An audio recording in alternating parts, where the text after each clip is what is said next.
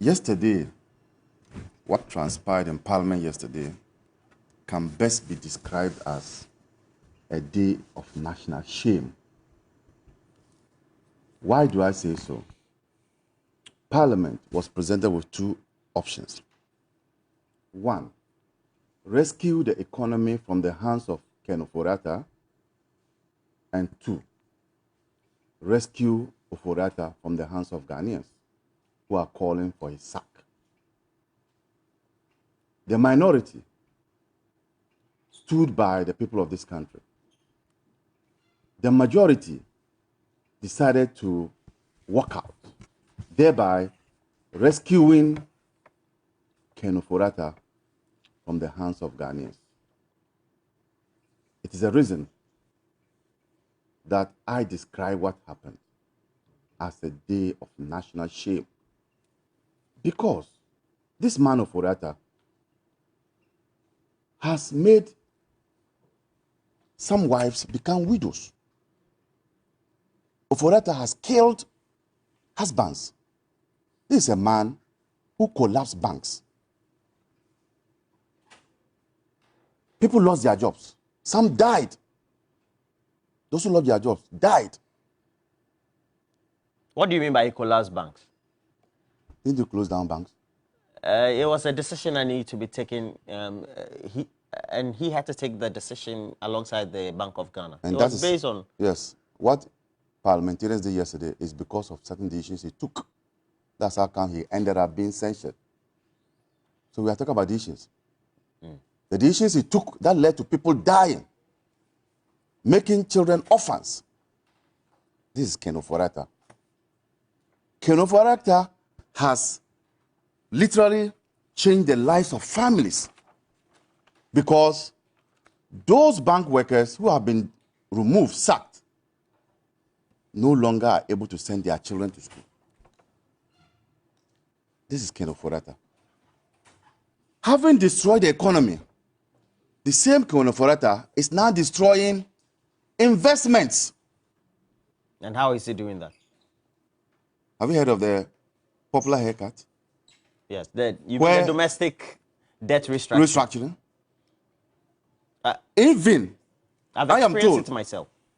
Well, I am told that people who have decided that, okay, we want to go and take the money from the bank, no matter how much you have deducted from it, we still want our money. We are going to take the money. They go there, the bank say, the money, they won't give you. People are saying, oh, look, government, you can take whatever you want from my money. If it's left of 10 cedis, I want my 10 cedis. Even when they go for that 10 too, it's not there. This is Ofori-Atta. This is Ofori-Atta who labor unions in this country. Yesterday, I saw a video of the NAT president, is it the General Secretary of NAT President, Thomas Musa. I saw a video of him virtually weeping. The General Secretary of... He's the General Secretary, not President. Of the Ghana National Association. Virtually the weeping. Chief Executive for the association. Virtually weeping because... About people's pensions. Pensions. Of teachers. Of teachers. So this Ofori-Atta, who has made that man embarrass himself in the video. This Ofori-Atta is doing. This Ofori-Atta who refused to listen to the legal advice of the Attorney General. This Ofori-Atta. This is Ofori-Atta who does not respect the laws of Ghana, does not respect the people of this country, and that's what he wants. This is the man who you had the opportunity yesterday to give a signal to the president to remove him. I'm saying this because the censure will not lead to automatic removal. The president will finally have to do that. To give a signal to the president to do the needful. But the president is the appointing authority. So even if the majority had decided to participate, legally the president still had an executive right to override that decision of Parliament. Yes, but at least the action would have been taken. The action would have sent a signal to the president that the people's representation or representatives say that they don't want Ofori-Atta. By extension, it is the people of this country who are saying so. this Ken Ofori-Atta, whose handiwork has led to this country downgraded, this Ken Ofori-Atta, whose conduct has brought this country to its knees. And you had opportunity yesterday, parliamentarians, and the majority walked out. 98 of you told this whole world that you didn't want Ken Ofori-Atta. Doesn't matter how the whale swallow Jonah or Jonah swallow whale. Doesn't matter. Doesn't matter how Ken Ofori-Atta goes away. Doesn't matter. I'm talking to the majority. You want the man out. Doesn't matter. Because now they are narrowing it down to, oh, the way you want him to go is not the way. Doesn't matter. Well, they have that right, don't they? I am saying that. That right that you are canvassing and saying that they have it. Doesn't matter. When I've enumerated all this, I've said that Ken Ofori-Atta has made people widows. I've said that. Ken Ofori-Atta virtually have blood dripping from his hands. That's according to you, but it may also be on the other side, not the position that people hold. Tell me that when banks was collapsed by Ken Ofori-Atta, husbands didn't die out of frustration. Tell me that bankers who had their children in well-established schools did not remove them to schools that they didn't want them to go, thereby affecting the future of those children. Well, that's true.